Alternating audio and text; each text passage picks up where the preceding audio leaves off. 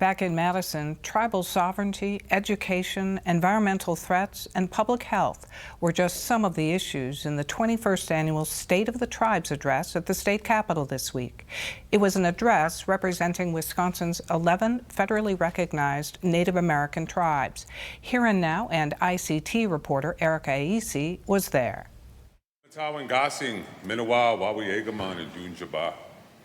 Hello and welcome. St. Croix Chippewa Indians of Wisconsin Chairman Thomas Fowler addressed the full legislature.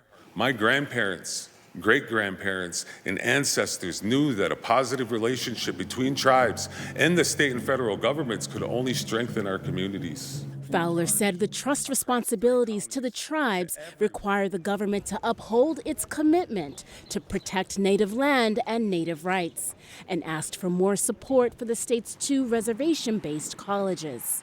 St. Croix is in an educational desert, and our kids won't all find success moving so far from home, away from their support systems and culture. Among other provisions affecting K-12 schools currently before the legislature, Fowler urged passage of a bill permitting Native students to wear traditional clothes during public school ceremonies. We ask that this body supports legislation that serves our students, like AB 998, SB 85, so that school boards and charter schools don't prohibit American Indian students from wearing traditional regalia at a graduation ceremony. Apache Danforth, member of the Oneida Nation, was in attendance. She also applauded the legislation, saying it's time for Wisconsin to follow the lead of other states. You know, many are the first ones graduating from high school in their family, so wearing the traditional regalia really honors that tradition of accomplishment. On the environment, Fowler called for a unified voice between the state and the tribes over the transport through their lands of oil and gas. Tribes have never been silent on their concern of the environmental hazards that come with pipelines. Our lands and waterways are at risk, putting our food, water, medicine, cultural practices at risk too. As Fowler spoke to environmental protection, including the need to address climate change, Jonas Hill, member of the Oneida Nation, called the message impactful. Climate change is real. We're seeing the effects.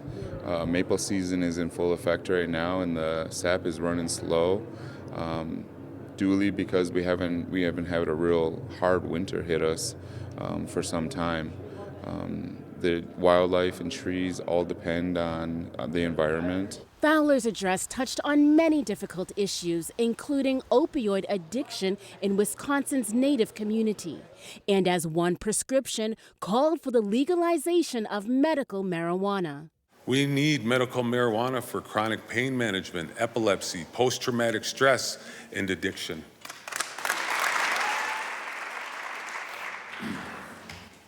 Addiction has left no family untouched in Indian country. For her part, Danforth said such legislation should proceed with caution. I really encourage them to think about our kids when they're looking at legislation and legalizing cannabis in our state, and how they're protecting our children from abusing and using and having access to cannabis. On a most essential issue of life and death among the tribal community, Fowler called missing and murdered Indigenous women a public health crisis.